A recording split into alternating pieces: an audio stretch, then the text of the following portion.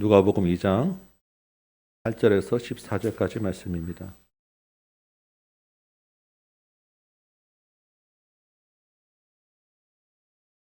잘 썼으면 한번 또 일어났다가 앉을까요? 다시 한번 잠깐 일어서시기 바랍니다.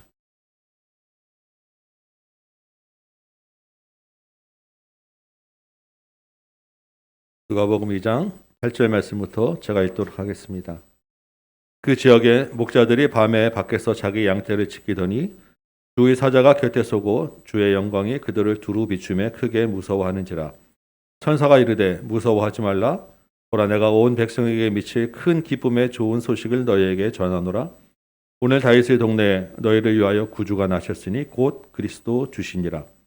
너희가 가서 강보에 쌓여 구유에 누워 있는 아기를 부리니 이것이 너희에게 표적이니라 하더니, 호련히 수많은 천군이 그 천사들과 함께 하나님을 찬송하여 이르되, 지극히 높은 곳에서는 하나님께 영광이요 땅에서는 하나님이 기뻐하신 사람들 중에 평화로다 하니라. 아멘. 앉으시기 바랍니다. 오늘 이 말씀으로 성탄의 본질을 회복하자라고 한번 여러분과 은혜를 나누도록 합니다.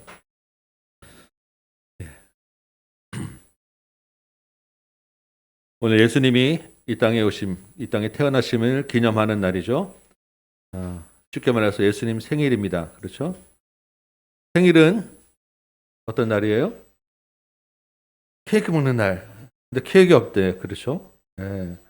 케이크 먹고 생일 같이 모였으면 기쁘죠? 생일은 기쁜 날입니다. 그런데 예수님이 이 땅에 왜 오셨습니까? 우리 죄를 대신해서 십자가에 죽으러 오셨습니다. 고난받으러 오셨습니다. 그 고난받고 죽을 것을 알고 오셨습니다. 그러면 그날은 기쁜 날입니까? 슬픈 날입니다. 마음 아픈 날 아닙니까? 이 날은 기쁜 날이기도 하고 감사하기도 하지만 한편으로는 우리가 죄송하고 슬픈 날이기도 한 것입니다. 요즘 이 땅의 성탄절이 어떻습니까? 예수님에 대한 기쁨과 감사 또는 죄송한 마음은 고사하고 예수님이라고 하는 말 자체를 들어보기 어려운 시대입니다. 크리스마스가 상업화된 지 오래됐죠? 그래서 크리스마스 하면 트리가 먼저 생각나고 카드, 선물, 캐롤, 산타가 자주 입에 내리는 시대이죠. 요즘은 그나마도 들어보기 어렵습니다. 거리에 캐롤 안 나온 지 오래됐고 크리스마스라고 특별히 카드 주고받지 않은 지도 오래된 것 같고 코로나로 올해는 더 심한 것 같아요.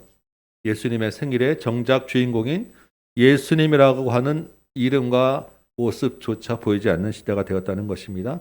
성탄절이 심하게 변질되어 가고 있다는 것입니다. 그렇다면 우리가 성탄절에 다시 회복해야 될 것이 무엇이냐는 것이죠. 성탄의 본질이라는 것 아니겠습니까? 성탄절은 무조건 기뻐만 해야 되는 날은 아닌 것입니다. 우리는 예수라고 하는 아기가 태어났다는 것을 축하하는 날이 아니라는 것을 생각해야 됩니다.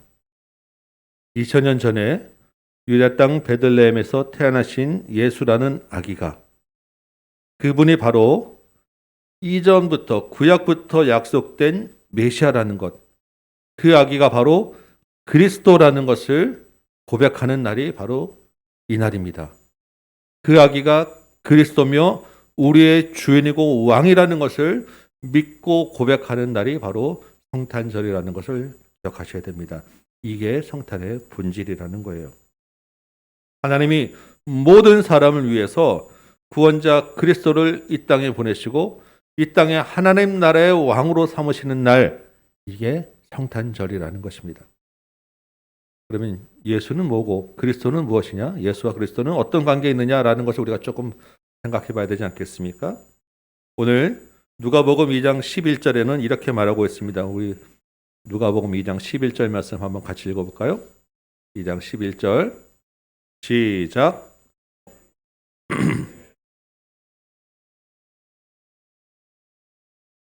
아멘. 예. 잘 알고 있는 말씀이시죠? 예수님이 탄생하셨을 때 목자들에게 천사가 나타나서 하신 말씀입니다. 여기 보면 어디에 태어났다고요? 다윗의 동네에. 이 말은 다윗의 후손으로 예수님이 오셨다는 거예요.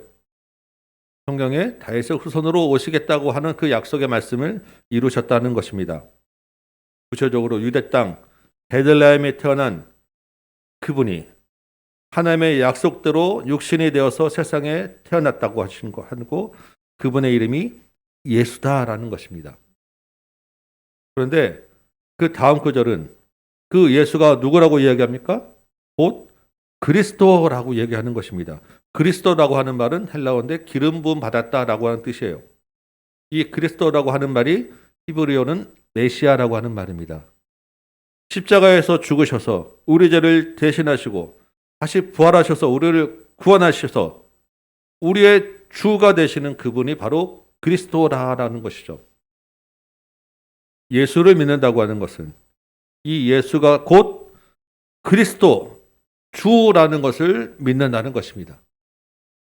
그 예수 그리스도를 우리 왕으로 주인으로 모시고 이런 고백을 하는 사람을 그리스도인이라고 이야기하는 것입니다. 그래서 오늘 세례의식은 하지 않았지만 우리가 세례를 줄 때 예수 그리스도를 믿는 아무개에게 성부와 성자와 성령의 이름으로 세례를 주노라라고 공부하는 거예요. 교회는 예수를 그리스도로 믿고 주로 고백하는 사람들의 모임인 것입니다. 이게 교회의 본질이고 성탄의 본질인 거예요. 오늘 본문의 누가복음 우리가 보고 있는데 누가복음 1장은 세례 요한에 대한 이야기가 기록되어 있고 2장부터 예수님에 대한 이야기를 기록하고 있습니다. 그런데 그 예수님에 대한 이야기를 시작하는 첫 2장 1절은 이렇게 이야기를 해요. 가이사 아구스토가 영을 내렸다.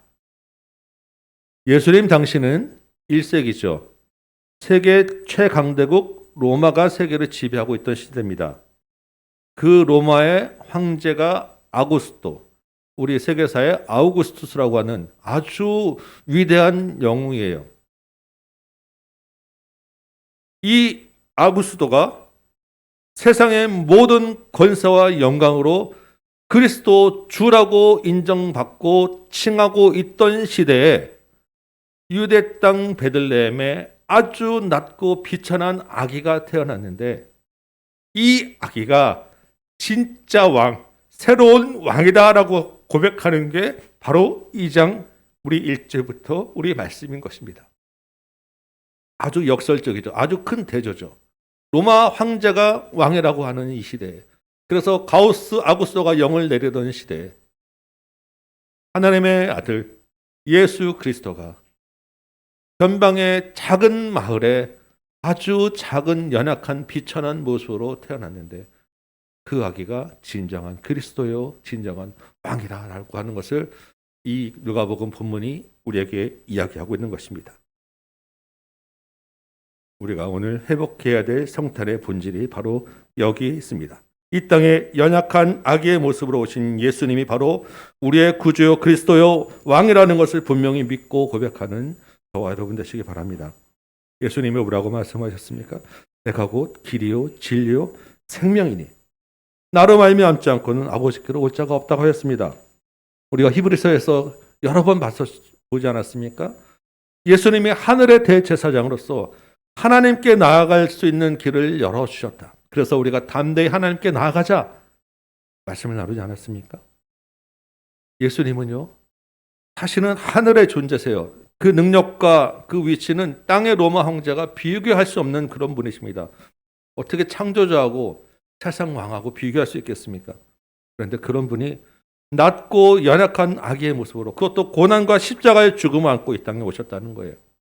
그래서 성탄절은 기쁜 날이기도 하지만 슬픈 날인 것입니다. 세상은요 이 예수가 이 땅에 오신 날에 예수의 이름을 감췄습니다. 예수의 이름을 치우고 있어요. 쾌락을 앞세우고 있고 그 자리에 물질을 섬기게 하고 자기 자신을 왕으로 부추기는 시대가 되었습니다. 그나마도 아주 정신없게 만들어서 성탄절이고 뭐고 그냥 아무 생각 없이 지나가게 만들고 있는 게 이 시대입니다. 그래서 누가 왕이니조차 따질 수 없는 지금 그렇지 않습니까? 내가 왕이니 예수가 왕이니 지금 하루하루 지내기 정신없는 이 시대 깜빡하면 성탄절이라는 조차도 그냥 잊어버리는 이 시대가 되고 말았고요. 이 시대에 또 어떤 일을 하느냐? 내가 그리스도라고 하는, 내가 구원자라고 하는 수많은 사람들을 등장시켜서 우리를 미혹하게 하고 분별을 잃게 하는 시대가 되었다는 것입니다. 1962년부터 65년까지 천주교에서 로마 교황청 주재로 세계 바티칸 공의회라는 것을 개최하였었습니다. 여기서 천주교가 아주 중요한 개념을 하나 발표했는데 이런 얘기예요. 타 종교에도 구원이 있다. 우리가 섬기는 하느님은 모든 종교인들이 믿는 하나님과 동일하다. 다만 표현만 다르다. 그래서 전 세계의 모든 종교들은 다 하나님께로 가는 것이다. 길이 다를 뿐이다. 하나님은 어느 길로 오든지 다 받아주신다. 왜냐하면 하나님은 사랑의 하나님이시기 때문이다. 모든 종교의 구원이 있고 그 방법은 각자 믿는 그리스도를 통하여 구원을 받을 수 있게 된다라고 하는 이 주장은 전 세계 모든 종교로부터 전폭적인 지지를 받았습니다. 그 안에는 일부 기독교도 포함되어 있어요.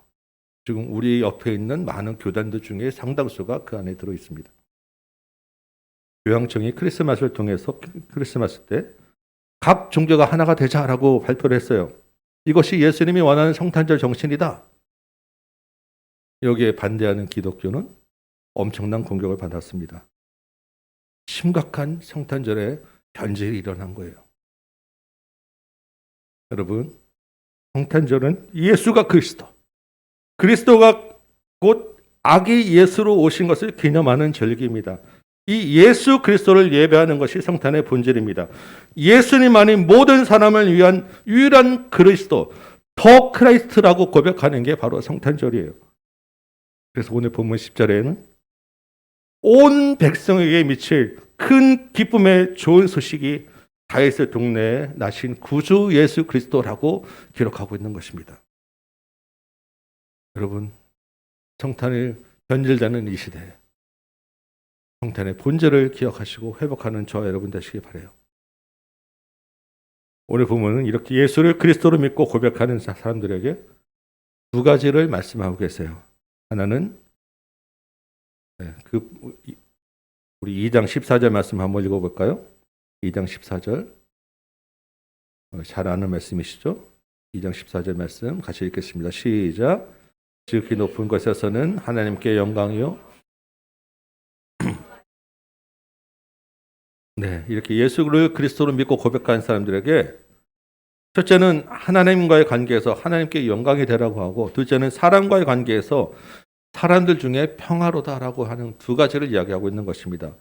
첫째, 하나님과의 관계에서 어떤 일이 있어야 된다고요? 영광이라고 하는 단어를 씁니다. 누가 영광을 받는다는 것입니까? 우리가 아니라 하나님이 영광을 받으셔야 된다는 거예요. 오늘 본문 2장 20절에 보니까 천사를 통해서 예수님이 태어나신 이야기를 듣고 목자들이 예수님께로 가서 경배를 하죠. 그리고 그들이 듣고 본 그 모든 것으로 하나님께 영광을 돌리고 찬송하였다라고 기록하고 있습니다. 누가복음에 많은 그 예수님의 기적들이 기록되어 있는데 그 많은 기록들 뒤에 굉장히 많이 반복되는 것은 그 예수님의 기적을 보고 사람들이 하나님께 영광을 돌렸다라고 하는 말이 기록되어 있어요. 심지어는 23장 47절에 보니까 예수님이 십자가에서 돌아가시는 것을 보고 로마 백부장이 하나님께 영광을 돌렸다라고 기록합니다. 예수님은 태어나시고 예수님의 사역을 했는데 그 예수님의 탄생과 사역을 보고 하나님께 사람들이 영광을 돌렸다라는 것입니다. 예수님의 그 사역의 목표, 예수님이 하신 그 목표, 죽는 순간까지 예수님이 하시고 하셨던 것은 하나님께 영광을 돌리는 일이었다는 거예요. 예수를 그리스도로 믿고 구주로 고백하는 자들의 삶 또한 마찬가지라는 것입니다. 우리의 삶의 목표, 우리의 사명은 결국 하나님께 영광을 돌리는 것이다. 하나님이 영광을 받으시는 것이다라는 것입니다. 우리의 삶 자체가 하나님을 높이는 예배가 되어야 한다라는 말씀을 분명히 기록하고 있는 것입니다. 우리가 여기 모여서 마음을 모으고 소리를 높여서 찬송하는 것, 하나님이 기뻐 받으시는 예배입니다. 너무너무 중요한 예배이고 우리가 앞으로 정말 목숨 걸고 지켜야 하는 예배입니다. 또한 우리의 삶 가운데서 예수의 향기를 나타내서 우리를 통하여 하나님께 영광을 돌리게 하는 것, 이것 또한 중요한 예배인 것입니다. 예수의 이름과 예수의 능력이 우리를 통해서 역사하셔서 하나님의 영광 받으시게 하는 것이 바로 우리의 사명이라는 것, 여러분 기억하시기 바라요. 엊그제 목요일에 우리 통장님을 만났습니다. 그래서 라면은 지는 전달했고, 우리가 이사 헌금 드리는 새 가정에게 드릴 롤케이크에 카드 써서 또 구제헌금 또 같이 드려서 전달을 했어요. 수요일날, 목요일날. 너무 많은 감사를 해주시고 그 교회에 대해서 감사 표현을 해주셔서 제가 참 몸도 빨리 몰랐는데, 교회와 여러분의 수고에 대하여 감사한 것이 우리가 그 영광을 받는 것이 아니라 하나님이 영광 받으신 줄 믿으시기 바랍니다. 우리는 그냥 예수를 주로 고백할 뿐이고, 그 고백하는 마음으로 우리에게 있는 것 주님께 드린 것 뿐이에요. 주께서 그것을 통하여서 영광 받으시고 성탄이 변질되어 가는 이 시대에 하나님의 이름으로 이 땅에 가득 차게 하는 것을 역사하실 것입니다. 여러분 수고하셨고, 우리가 직접 영광 받지 않으시도록 서운해하지 마시기 바랍니다. 두 번째로는 사람과의 관계에서는 어떻게 하라고 합니까? 평화라고 이야기를 합니다. 평화. 땅에서는 하나님이 기뻐하신 사람들 중에 평화로다라고 이야기하죠. 여러분 우리 히브리서를 공부했죠. 이제 히브리서에서 평화를 어떤 수준이라고 이야기를 하였습니까? 그냥 두루두루 사람들과 싸우지 않게 잘 지내면 평화라고 하지 않는다라고 하죠. 그 정도 수준을 성경에서 평화라고 얘기하지 않는다고 했습니다. 성경에서 말하는 평화의 수준이 어떤 거라고요? 달려갈 길을 다 마치고 온 힘을 다해서 시합을 다 마치고 얻는 휴식, 그 달콤한 안식이 평화라고 말씀드렸어요. 우리 모든 믿음의 싸움을 마치고 하나님 품에서 구원의 안식을 누리는 것, 이게 평화예요. 창조에서 하나님이 모든 창조를 마치시고 완성하시고 하나님의 백성들과 그 피조물과 함께 거하는 것, 그것이 샬롬입니다. 그렇다고 하면 이 샬롬, 이 평화라는 것이 누구에게서 시작되고 누구에서 나오는 것이냐는 거죠. 우리가 그냥 싸우지 않는 나한테서 나오는 평화가 아니라 하나님께로부터 나오는 평화가 진정한 평화라는 것입니다. 그래서 사람과의 관계에서 평화를 얘기하지만 그 평화의 그날 먼저 하나님과의 관계에서 평화를 얻어야 그 평화가 나눠질 수 있다는 거예요. 여러분 예수님 당시는 아까 말씀드렸지만 팍스 로마나라고 하는 로마의 그 평화가 막 시작되는 로마의 황금기를 여는 그 시대입니다. 로마 황제가 모든 전쟁을 다 승리로 이끌고 이제 감히 로마에 대항하는 세력이 없는 그것을 평화라고 이야기했어요. 로마의 무력으로 얻는, 로마의 힘으로 얻는 그 전쟁이 없는 시대를 평화라고 이야기했습니다. 그런데 성경은 그게 아니라고 이야기를 하죠. 로마 황제를 통해서 얻는 평화가 아니고 이 시대에는 미국 대통령을 통해서 얻는 평화가 아니라는 거예요. 예수 그리스도를 통해서 하나님과의 관계가 다시 회복되어서 하나님과의 관계에서 누리는 진정한 평화가 정말로 평화다라는 것입니다. 예수 그리스도가 우리의 죄 문제를 해결해 주셨기 때문에 하나님께 나아가서 하나님 앞에 설 수 있는 그 평화가 진정한 평화다. 그래서 우리가 예수 안에서만 이 평화를 누릴 수 있다라는 것입니다. 그렇기 때문에 하나님이 기뻐하시는 사람들 중에 평화라고 이야기하는 거예요. 이 평화는 세상이 맛볼 수 있는 평화가 아니라는 것입니다. 평화는 믿음의 공동체 안에서만 맛볼 수 있는 거예요. 제가 그저께 낮에는 이제 통장님 만나고 밤에는 장례식 또 문상을 갈 일이 있어서 대전을 좀 갔다 왔어요. 그다음에 너무 많은 일을 했습니다. 제가 진짜.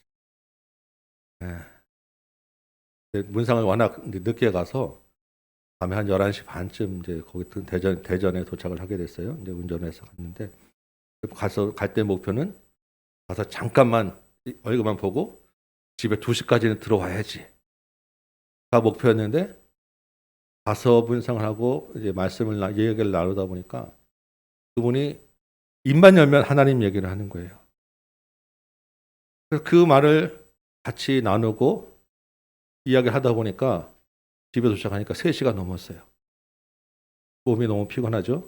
근데 세상이 맛볼 수 없는 평화를 같이 거기서 누리고 이야기했기 때문에 그 마음은 또한 내가 평화를 얻는 시간이 되었었습니다. 우리 공동체의 나눔도 그러리라고 믿습니다. 여러분의 목장과 우리의 나눔도 시간이 중요한 것이 아니라 그 안에서 평화, 하나님이 주시는 평화, 공동체 안에서만 맛볼 수 있는 평화를 누리리라고 믿습니다. 하나님이 기뻐하시는 사람들 중에 평화라고 하는 것은 세상이 맛볼 수 없는, 세상이 알 수 없는 평화라는 것을 여러분 기억하시기 바라요. 물론 인격적으로 교회가 세상보다 못할 때도 참 많습니다. 교회가 물질을 놓고 싸우기도 하고 자리와 권력을 놓고 교회 안에서 얼마나 싸우는 모습이 많습니까? 실망스럽죠. 그럼에도 불구하고 주께서 이 비천한 지상교회를 불쌍히 여기시고 이 정말 부족하고 연약한 주의 자녀들을 끝까지 포기하지 않으신다는 것을 기억하시기 바랍니다. 그래서 하나님 안에서 누리는 진정한 평화를 맛보는 자리까지 우리를 이끌어 가신다는 것을 여러분 기억하시기 바라요. 어제 우리 마가복음에서 그 현장을 읽었었잖아요. 예수님의 그 초자연적인 능력을 경험하는 그 자리에서 믿음이 없다고 고백하는, 믿음이 없는 모습을 보이는 제자들, 예수님은 십자가에 달려 죽을 것을 얘기하는 그 마음 아픈 자리에서 누가 더 높냐고 싸우는 제자들을 끝까지 만들어 가서 복음의 기초로 세우시는 그 예수님의 그 모습이 여전히 우리에게도 살아있다는 것입니다. 우리를 통해서 세상이 하나님을 알게 하고 하나님이 기뻐하신 자들을 구원해내는, 그래서 땅에서 사람과의 관계에서 평화를 이루어내는 일들을 하나님이 해 가실 것입니다. 여러분, 이것이 우리 교회가 3가지 핵심 주제로 꼽고 있는 것 중에 하나인 하나된 교회의 개념이에요. 제가 꿈꾸는, 저와 여러분이 같이 꿈꾸면서 나아가는 하나된 교회라고 하는 것이 바로 하나님 공동체, 하나님과 우리가 하나가 되고 공동체 안에서 하나가 되고, 그래서 우리를 통해서 세상이 하나님을 알게 하는 것, 이게 우리가 꿈꾸는 하나된 교회의 모습, 하나님의 안에서 누리는 평화라는 것입니다. 이 비전이 바로 성탄의 본질과 이렇게 연결되어 있다는 거예요. 이 비전으로 우리가 교회를 세워나가길 원합니다. 우리가 주 안에서 하나 되길 소망합니다. 예수 그리스도와 하나 되기를 소망합니다. 이제 말씀을 맺겠습니다. 성탄절은 단순히 아기 예수가 태어난 것을 기념한 것이 아니라고 말씀드렸어요. 이 아기가 바로 구주 그리스도, 우리의 왕임을 고백하는 날이라는 것을 기억하시기 바랍니다. 그 구주가, 왕이, 그리스도가 태어난 것을 기뻐하시고 축하하시고 그분이 우리의 고통과 아픔을 감당하셨음에 감사하며 마음을 경건히 하는 날이 바로 성탄절인 것입니다. 변질되고 미혹하고 사라져가는 성탄의 본질을 기억하시고 회복하는 저와 여러분 되시기 바랍니다. 예수 그리스도의 복음에 굳게 서서 하나님께 영광을 돌리는 사명 감당하는 저와 여러분 되시기 바랍니다. 주께서 주시는 참된 평안을 누리고 나누는 저와 여러분, 우리 교회 되기를 소망합니다. 주님이 다시 오셔서 영원히 주님 품에 안길 때까지 이 성탄의 본질을 굳게 잡고 이어가는 저와 여러분 되시기를 주님의 이름으로 축원합니다. 우리 찬송 한 장하고 기도하도록 하겠습니다. 찬송가 115장